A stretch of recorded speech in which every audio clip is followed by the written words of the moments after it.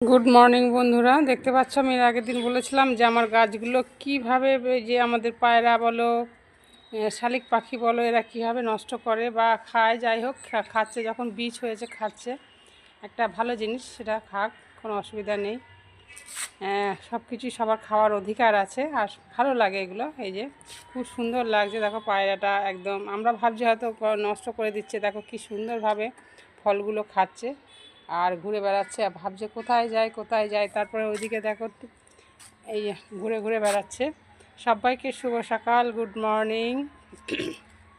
আর ওখানে দেখো জোড়া শালিক বসে আছে, ওখানে বাসা করেছে, ওই যে রান্নাঘরের যে ওই যে ঘুলঘুলিতে বাসা করেছে, ওর ভেতরে ঢুকছে, এবারে বেরোচ্ছে।